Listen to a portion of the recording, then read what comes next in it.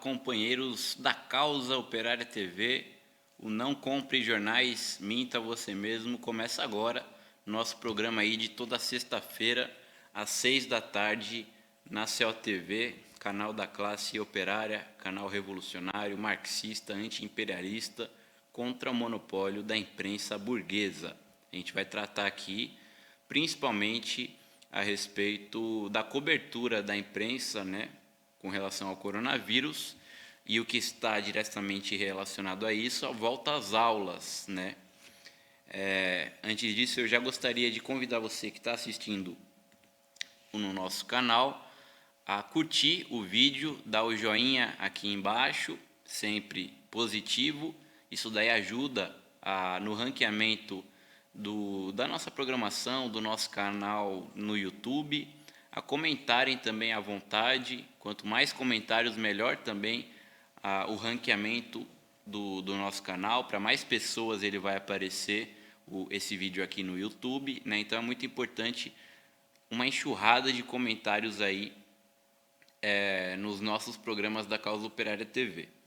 Para quem não é inscrito na COTV, tem também o botãozinho embaixo do vídeo, inscreva-se, para você se tornar mais um dos mais de 88.200 inscritos no nosso canal. A gente já está quase batendo aí os 90 mil inscritos, rumo a 100 mil inscritos. Do lado desse botão tem o botão Seja Membro.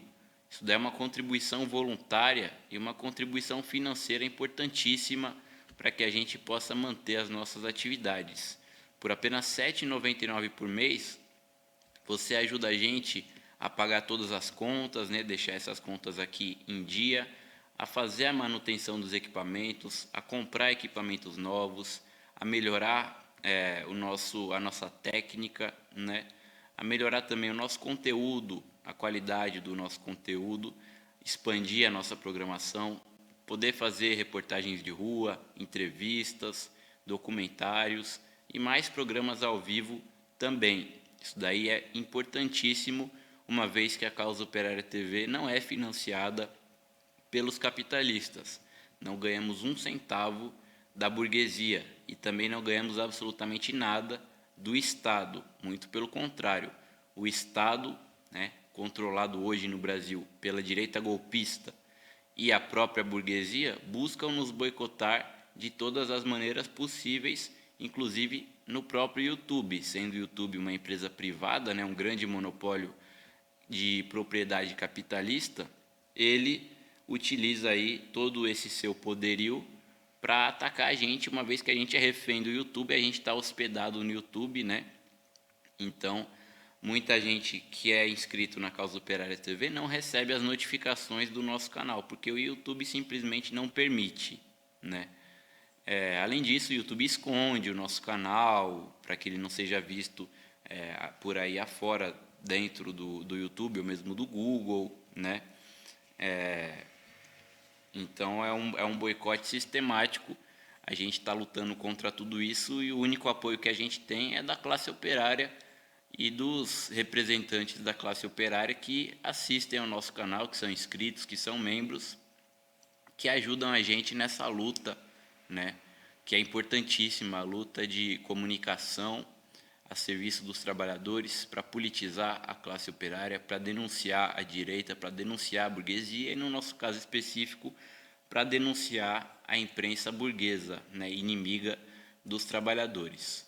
Então, torne-se membro da Causa Operária TV, apenas R$ 7,99 por mês, é muito simples, é só clicar no botão aí, seja membro, do lado do botão inscreva-se embaixo do nosso vídeo, que todo mês você contribui com uma quantia irrisória, mas que é muito importante para a Causa Operária TV. Se cada um dos mais de 88 mil inscritos no nosso canal fosse um membro da Causa Operária TV, o nosso canal conseguiria se expandir com uma facilidade muito maior, né? E possivelmente seria o maior canal da esquerda brasileira, tentando aí concorrer, pelo menos com alguns canais de comunicação da burguesia capitalista, né? Então é muito importante aí a contribuição financeira através do programa de membros do nosso canal. Façam como o Adriano Teixeira, que é membro da Causa Operária TV e o status de membro você consegue perceber quando o companheiro, acompanhado do nome dele, quando ele faz um comentário, tem ali o símbolo do Partido da Causa Operária, que é a engrenagem com a foice e o martelo dentro. Muito obrigado aqui pelo comentário do companheiro Adriano Teixeira. Bom, vamos começar aqui o nosso programa, né, fazendo uma rápida retrospectiva aí de como foi a cobertura da imprensa nesse ano aqui, marcado, né, pela pandemia do coronavírus, desde o início do ano no cenário internacional, né, com o brote do coronavírus na China, embora ele já tivesse aparecido em outros países europeus, como na França e na Itália, ainda em 2019, na própria China, né, ainda em 2019, por isso que se chama Covid-19, e no Brasil, particularmente a partir de março, abril, né, isso daí permeou o noticiário da imprensa brasileira. Para a gente falar sobre isso, como sempre, estamos aqui com o nosso companheiro Francisco Fernandes Ladeira, que é analista aí dos meios de comunicação, especialista em desvendar, né, o que está por trás aí da cobertura noticiosa e opinativa da imprensa, que é articulista do Observatório da Imprensa e comentarista aqui do nosso canal para falar sobre a cobertura da imprensa desde o início da pandemia do coronavírus. Boa noite, Francisco, tudo bom?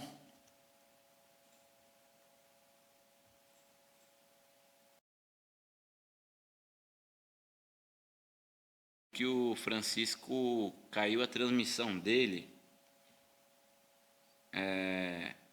Só vamos ver aqui se conectado. Tá me ouvindo, Francisco? Sim, eu te ouço agora. Aqui tá sem luz. Ah, bom, vamos então tentar dar prosseguimento aqui. A gente vai falar aí sobre a questão da cobertura da imprensa aí desde o início do brote do coronavírus, particularmente no Brasil, né? Queria que você desse uma recapitulada aí de como que foi essa cobertura da imprensa, que teve momentos importantes, né? Momentos de colocar o coronavírus como o principal fator, aí, o principal alvo da cobertura da imprensa, e em alguns momentos, embora o coronavírus permanecesse aí como uma praga na nossa sociedade, essa cobertura diminuiu de acordo, logicamente, sempre com os interesses aí dos donos dos meios de comunicação. Então, boa noite, Vasco. Boa noite a todos, né? Tive aqui um problema com a energia. É importante a gente entender a cobertura da imprensa de acordo com os interesses burgueses vigentes. Nós sabemos que no mês de março chega o coronavírus com mais força no Brasil e o discurso daquela época era o famoso fique em casa. Então, reverberado muito pela imprensa, com vários tutoriais sobre o que as pessoas poderiam fazer em casa, entre outras questões. E, à medida que a gente teve o vírus se alastrando para as classes mais baixas, as classes mais privilegiadas economicamente começaram a conseguir lidar com o vírus, e o vírus se espalha para a população mais pobre, e a necessidade de abertura do comércio, dos chamados serviços não essenciais, foram fazendo com que a imprensa, de maneira geral, mudasse o discurso do fica em casa para uma maneira de abertura total. Nesse processo, a última fronteira para a acumulação do capital foi justamente as escolas. Então, a gente tinha, mais ou menos em agosto e setembro, uma propaganda que foi reverberada com grande intensidade nos que era pela volta às aulas. O que seria essa volta às aulas? Segundo, entre aspas, os especialistas ouvidos pela grande imprensa, os alunos estavam com problema de aprendizagem, o que realmente esse ensino remoto traz. Também havia aquela ideia de que o distanciamento da escola sem o contato com os colegas. Isso trazia danos para a saúde mental dos alunos, o que evidentemente também é fato. Só que o que nós temos que levar em questão é qual a ideia que está por trás dessa narrativa midiática de abertura das aulas. Não há nenhuma preocupação por parte dos grandes grupos de comunicação do Brasil com a educação aqui em nosso país. A gente sabe que qualquer tipo de medida que beneficie o ensino público, qualquer tipo de política educacional, vide cotas, por exemplo, que de alguma forma ou de outra vá beneficiar a população mais pobre, todas essas políticas são negadas pela classe média, pelas elites que têm condições de estudar nas melhores escolas e depois têm condições de ocupar vagas nas melhores universidades federais do país.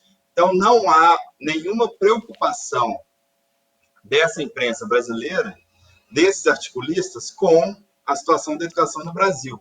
O que havia era a necessidade de reabertura das escolas, lembrando que isso não é a volta às aulas, porque nós, professores, não paramos, pelo menos desde o mês de abril, com as aulas remotas. Então, seria a volta às aulas presenciais. As aulas presenciais trazem não só o lucro dos grandes empresários de educação, como também vai movimentar uma economia secundária ligada à escola, setor de transportes, alimentação. Então, a roda do capitalismo não poderia parar. Houve na imprensa, então, em meados do início aí do segundo semestre, essa campanha pela volta às aulas. A população, de maneira geral, é contra a volta às aulas. Lembrando que a gente estava também em período eleitoral. Vários prefeitos também não aderiram a essa volta às aulas, temendo o dividendo eleitoral. Esse discurso passou, então, para o esquecimento relativo. Posteriormente, nós passamos o período eleitoral e o coronavírus volta a ser pauta na grande imprensa.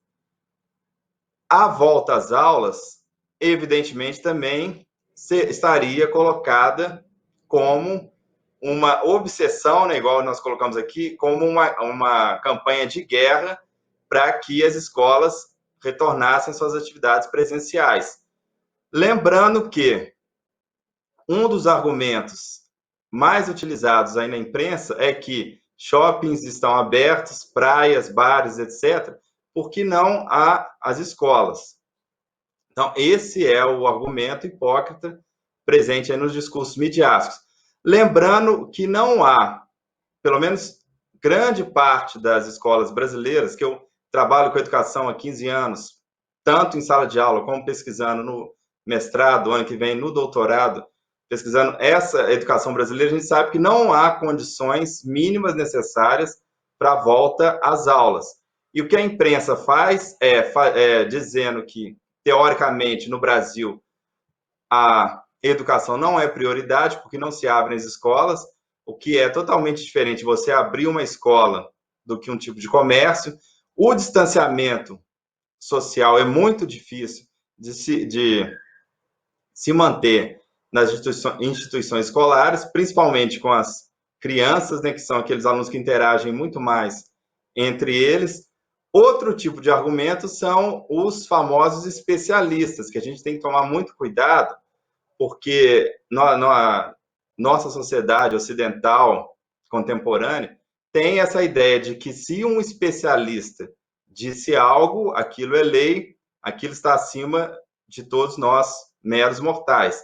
Então, o que nós temos visto na imprensa nos últimos dias são vários pediatras e outros tipos de médicos falando que não haveria problema algum com a volta às aulas presenciais, porque os estudantes, pela própria faixa etária, não teriam problema com o coronavírus, crianças não seriam transmissores, entre outras questões. Então, essa campanha tem sido muito forte, prestando atenção também quem são os especialistas na área da educação.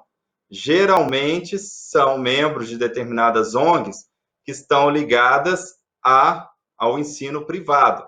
Para o ensino privado, independente se os alunos, se os professores possam contrair o vírus Covid-19 e depois terem problemas de saúde, isso não importa.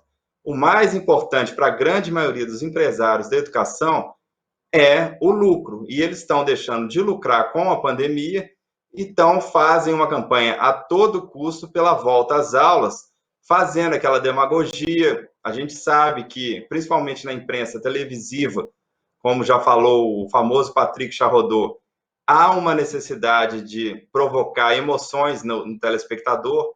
Então, o que eles fazem? Quando vai abrir uma determinada matéria sobre a volta às aulas, geralmente trazem um aluno pobre que está com dificuldade de acessar a internet para cumprir suas atividades remotas, aquele aluno pobre que não consegue a conexão, além da conexão, esse aluno pobre, ele também não tem condições de ficar em casa porque os pais têm que trabalhar. Então, são várias questões, vários jogos demagógicos que a imprensa faz para, na verdade, o único objetivo de a volta às aulas é garantir o lucro dos grandes empresários da educação. Os professores, por sua vez, pelo menos os sindicatos, a grande maioria, é absolutamente contra a volta às aulas, porque acreditam, de uma maneira muito certeira, que só há condições mínimas para que os alunos possam retornar às escolas quando houver a vacina. Então, a gente precisa tomar muito cuidado com esses discursos que se escondem com supostamente boas intenções, para nós termos essa consciência que as escolas, as aulas presenciais, são a última fronteira do grande capital para a manutenção dos lucros. Ou seja, a pandemia não importa, o importante é manter a roda da economia girando.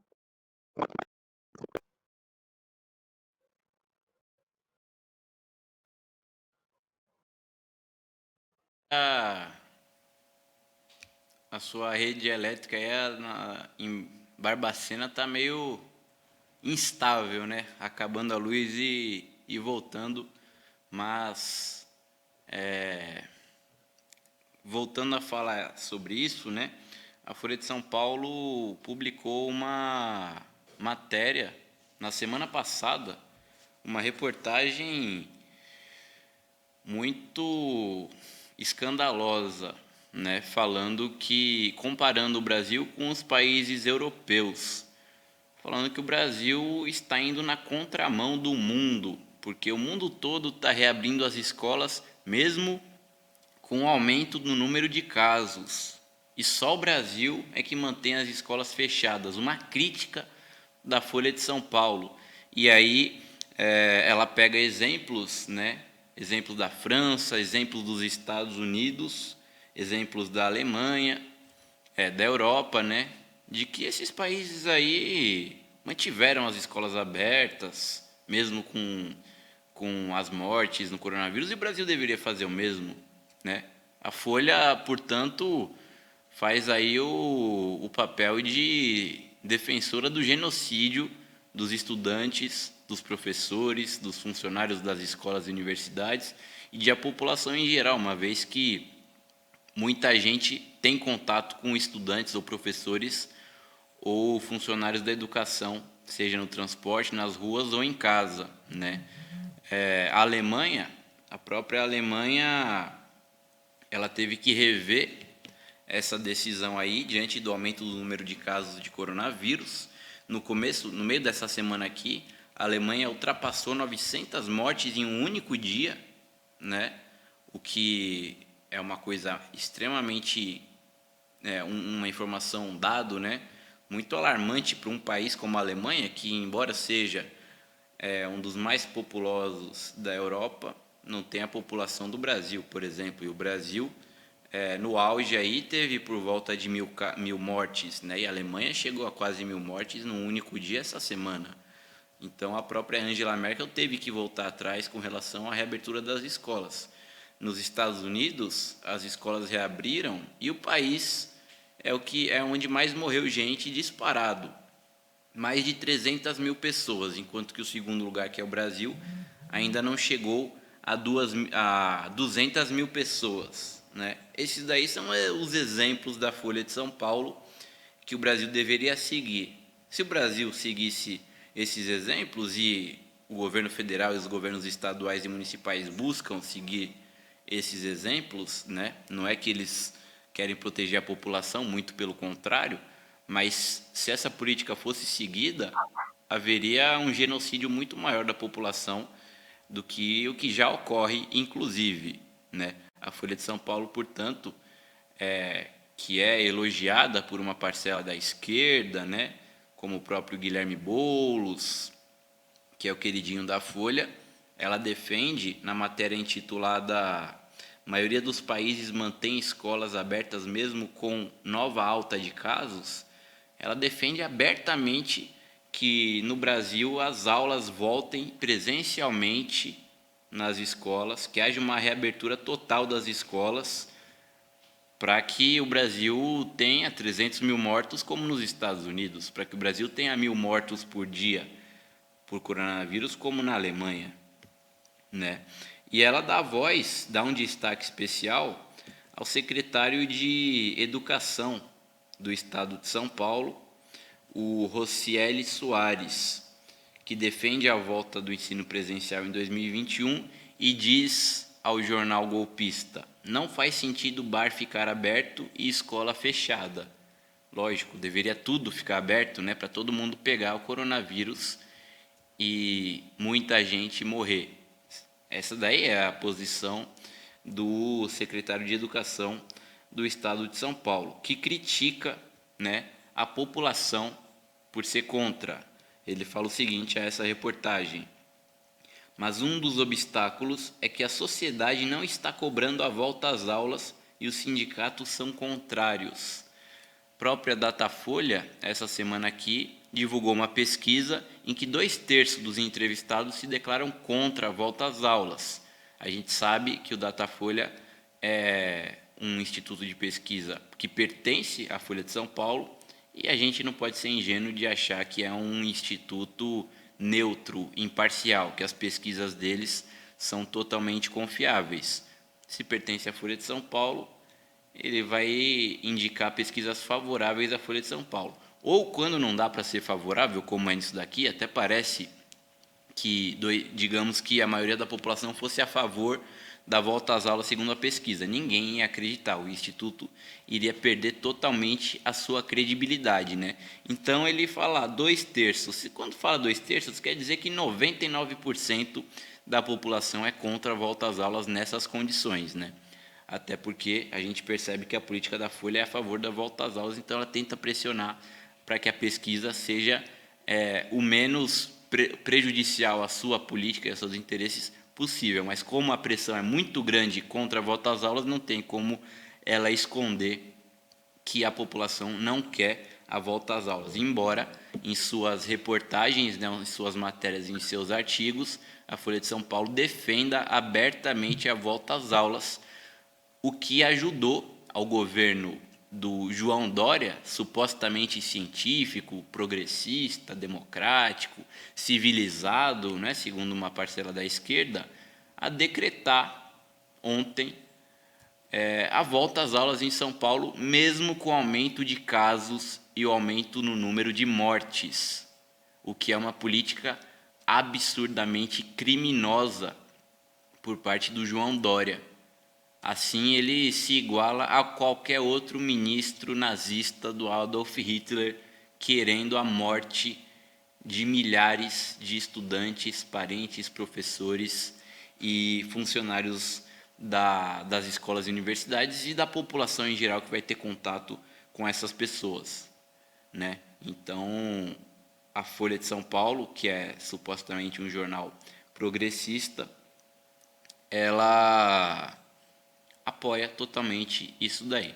Uma coisa que a gente também tem que destacar é que em toda a cobertura dos casos de coronavírus, né, do desenvolvimento da situação, na imprensa, houve durante muito tempo aquela demagogia, né, fique em casa, só que nunca houve uma denúncia de que os trabalhadores, a classe operária, continuou indo trabalhar durante todo esse período.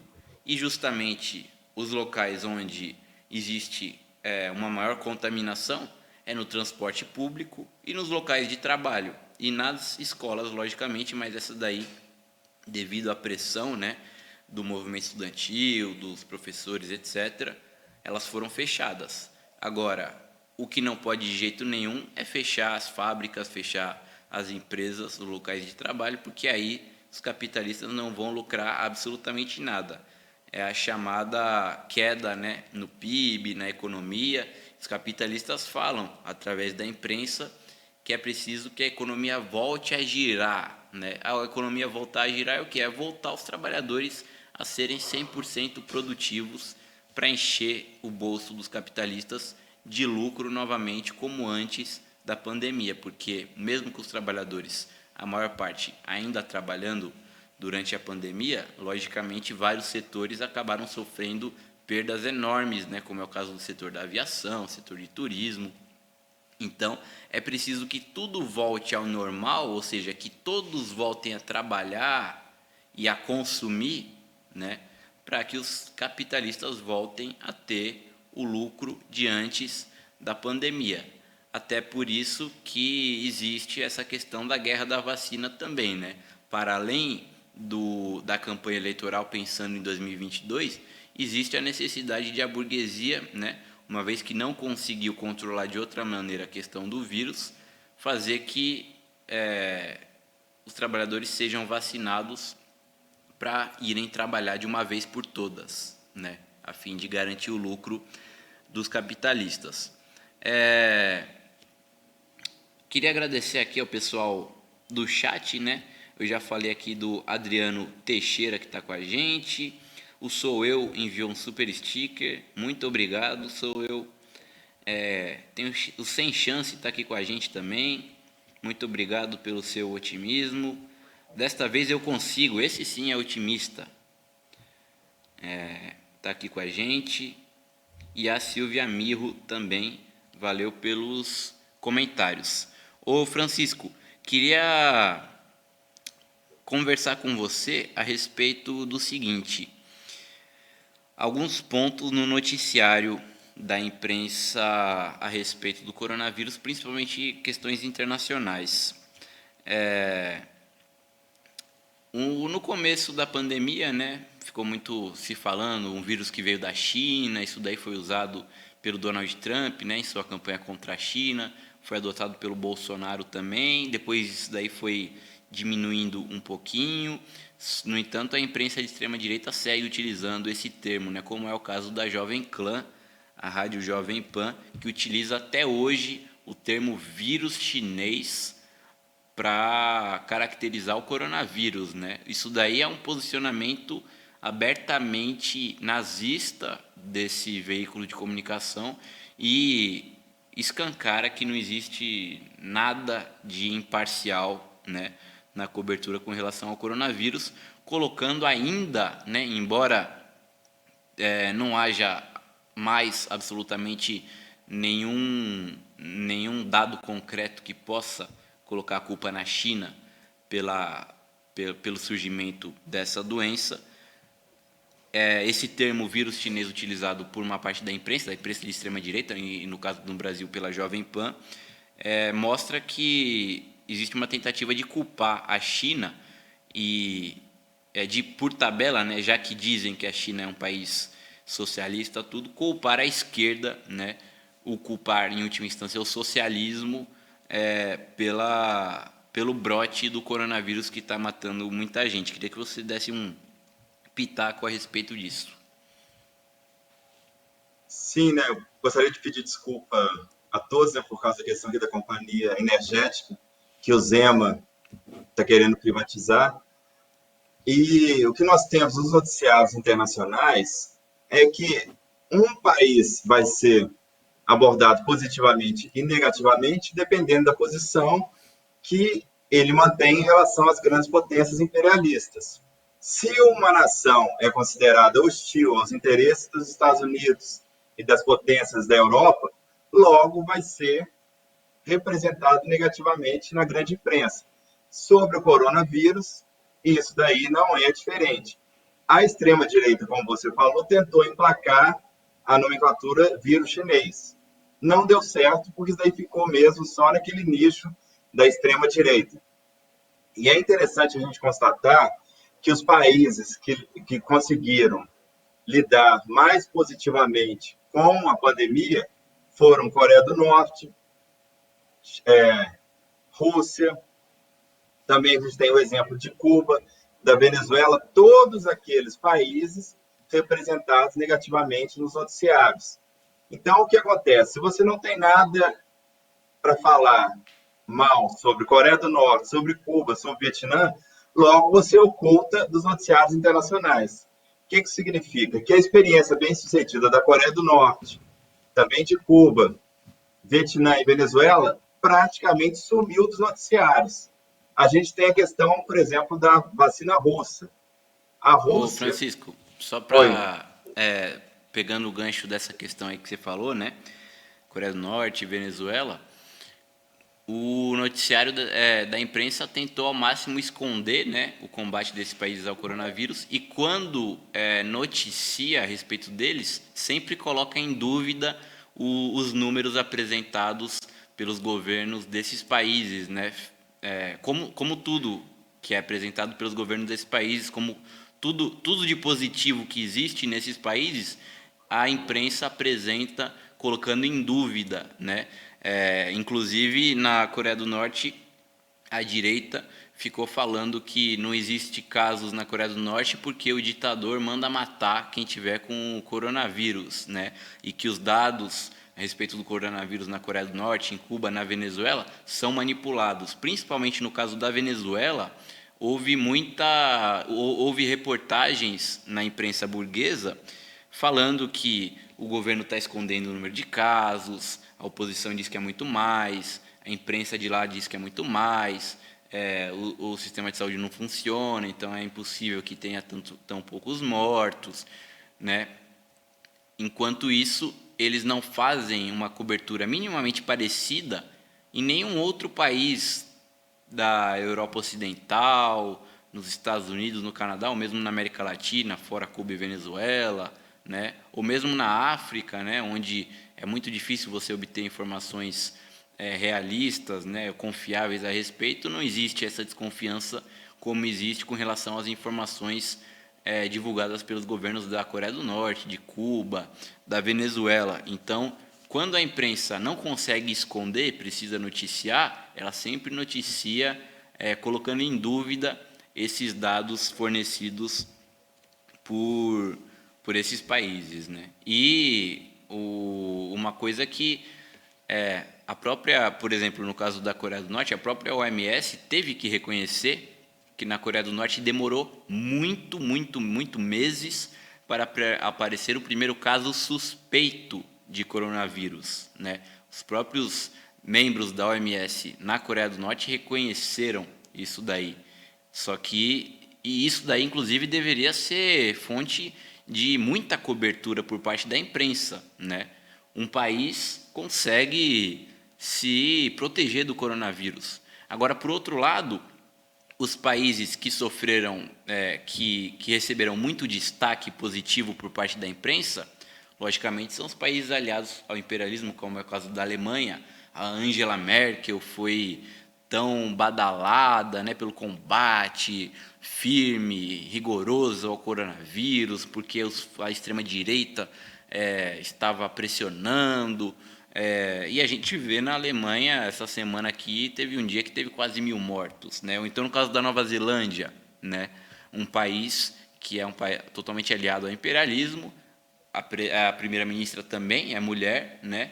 E aí o imperialismo utilizou da demagogia identitária para fazer propaganda de um país importante aliado ao imperialismo, né? Não é um país imperialista, mas um país capitalista aliado, sócio do imperialismo, ao mesmo tempo que, num caso semelhante, porque a Nova Zelândia é uma ilha, a ilha de Cuba não foi tratada da mesma forma, né?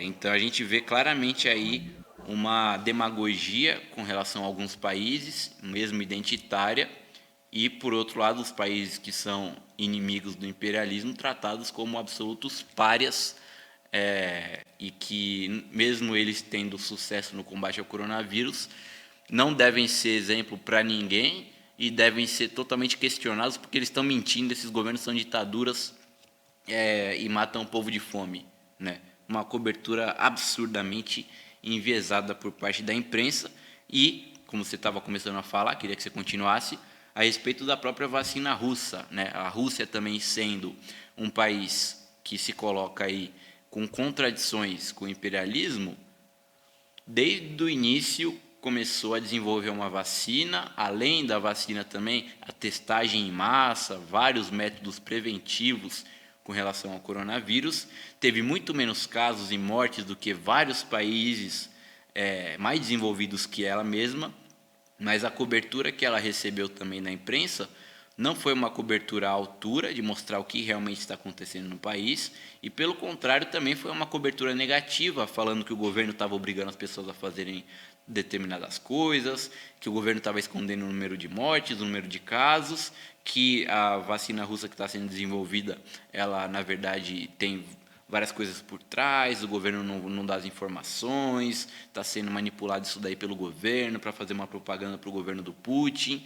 E, finalmente, quando a vacina está pronta e o governo russo começa a vacinar a população em massa de maneira gratuita, um silêncio absurdo na imprensa. A Rússia foi o primeiro país a vacinar a população uma semana antes da Grã-Bretanha e ninguém falou absolutamente nada. Não houve reportagens aí no Jornal Nacional, no Jornal da Band, no Jornal do SBT, nas rádios, na internet. Ninguém enviou correspondente, ninguém utilizou ali os seus jornalistas para analisarem o caso da Rússia e falarem que realmente esse país está fazendo alguma coisa contra o coronavírus, vacinando a população. No entanto, uma semana depois, quando a Grã-Bretanha começou a vacinar a população, aí só se falava disso.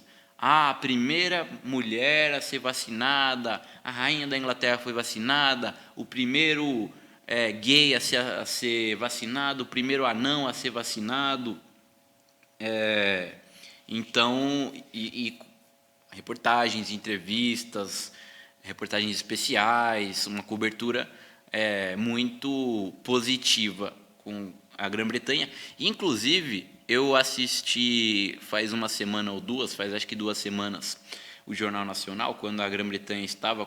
Não, na verdade, acho que foi no começo dessa semana, o jornal Hoje, né, na Globo, quando os Estados Unidos, ou foi no final de semana passada, quando os Estados Unidos estavam começando aí a vacinar, né, os seus primeiros cidadãos, e uma cobertura também intensa da Globo, e o apresentador, que era o César Tralli, ele teve a pachorra de falar que os Estados Unidos se somavam a restrito grupo de países que já estavam vacinando a sua população, junto com a Grã-Bretanha e o Canadá, e não falou da Rússia. Ocultou a Rússia como se a Rússia não estivesse vacinando a sua população, sendo que a Rússia foi o primeiro país a vacinar a população com uma semana de antecedência com relação aos outros, né? E a Globo ocultou isso daí na cara dura. Falou os países que estavam vacinando a população, Canadá, Estados Unidos e Grã-Bretanha, e não falou da Rússia, o que é uma manipulação grotesca e obviamente intencional, porque a gente não é ingênuo de acreditar que uma pessoa que é apresentador de telejornal da principal emissora do país não é bem informado, né? Então existe uma campanha gigantesca contra a Rússia, contra a China mesmo, contra a Venezuela, e essa questão do coronavírus, muita gente na imprensa mesmo fala que não se pode politizar, mas é o que eles mais fazem, eles só fazem isso, eles só politizam a questão do coronavírus, escondendo os exemplos que são exemplos a ser seguidos, como é o caso da Venezuela, Cuba, Rússia, Coreia do Norte, e quando se falam deles, na verdade, distorcem isso daí para atacar esses países e, ao mesmo tempo, só falam a respeito dos outros países como se eles fossem os únicos que estivessem fazendo alguma coisa contra o coronavírus, Francisco.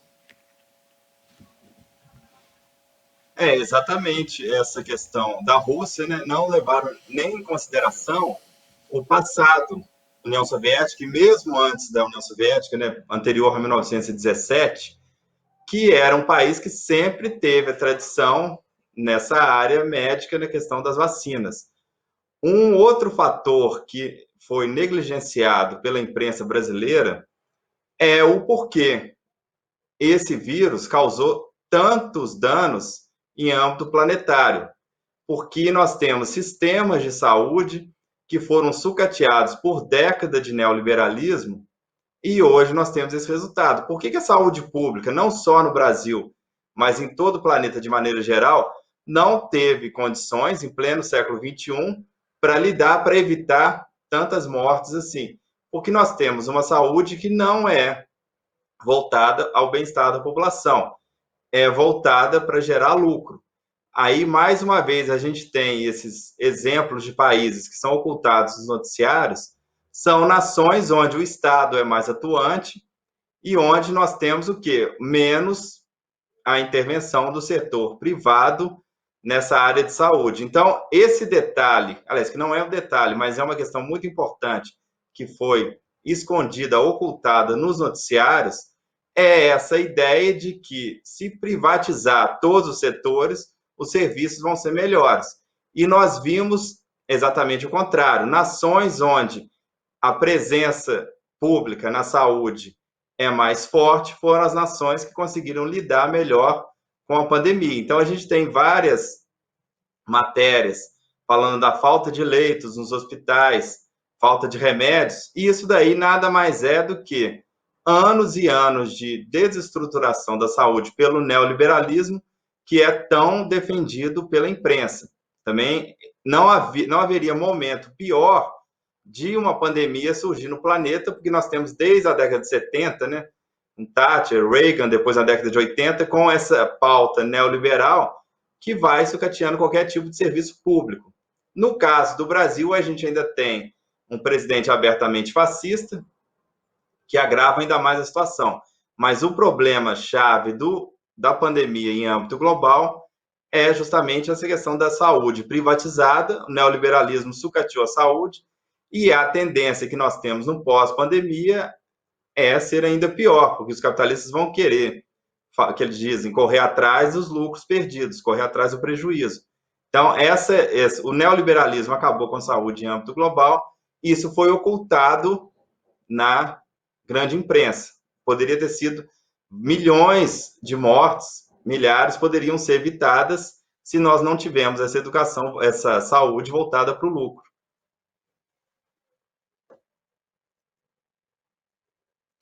Márcia Souza e o pessoal aqui comentando, né? Sou eu, dessa vez eu consigo, também aqui com a gente.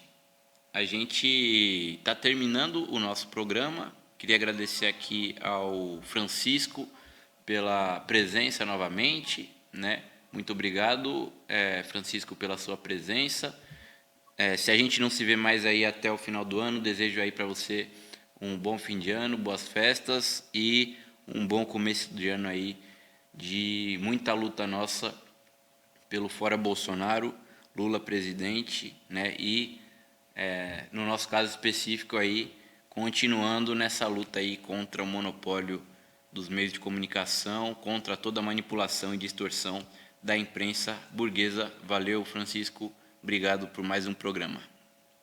Eu que agradeço, desejo aí um feliz ano novo a todos e continuando mesmo nessa luta de tentar destrinchar esse discurso tendencioso da grande imprensa. E também um feliz ano novo a todos. Eu peço desculpas pelo problema aqui da companhia energética que o Zema quer privatizar, então ele já está começando a sucatear aqui também o nosso sistema aqui, a CEMIG. Sempre Obrigado mesmo, valeu a todos. Valeu, sempre quando o governo tenta privatizar, ele já vai sucateando aí para falar para a população, tá vendo? Não tem como a gente manter esse serviço aí, a gente não está dando conta, tá caindo a luz toda hora, precisa privatizar, mas isso daí é conversa mole. Claro que o governo tem condições aí de manter o sistema sucateia de propósito. Valeu aqui ao Everton Máximo Pereira, que faz um comentário é muito pertinente aqui, enviando inclusive também um superchat aqui. Muito obrigado, companheiro, que é membro da Causa Operária TV. Ele fala: um curso como este é uma base de formação marxista para todo aquele que se pensa de esquerda. Gostaria de fazer uma contribuição modesta pelo imparável trabalho de Rui e PCO. Ele está falando da Universidade de Férias do Partido da Causa Operária, que vai ocorrer a partir deste 5 de janeiro, agora, 2 meses de aulas, 2 vezes por semana, em janeiro e fevereiro, com o tema O que foi o Stalinismo? Uma análise marxista. Por apenas R$ 100 você se inscreve no nosso curso, vai assistir todas as aulas online, seja ao vivo, seja depois. Você vai ter acesso ao curso aí durante 6 meses para ver, rever as aulas, materiais didáticos também, inclusive muitos materiais inéditos para o nosso estudo. Vai ser o mais completo curso a respeito de quem foi Stalin, qual foi a sua política, qual foi a política da burocracia da União Soviética, da história da União Soviética, das relações internacionais da União Soviética com os outros países, né, que fizeram revoluções, países socialistas, países capitalistas, do imperialismo, Segunda Guerra Mundial, Guerra Fria. A história do século XX passa muito pela questão do stalinismo, e a gente vai entender o que foi isso e aprender sobre isso daí com o companheiro Rui Costa Pimenta no curso da Universidade de Férias. E você agora vê o nosso trailer promocional do curso, e com isso a gente fica por aqui. Boa noite a todo mundo, boa noite aos companheiros aí. A gente volta na próxima sexta-feira, 6 da tarde, com mais um Não Compre Jornais. Minta você mesmo. Até mais.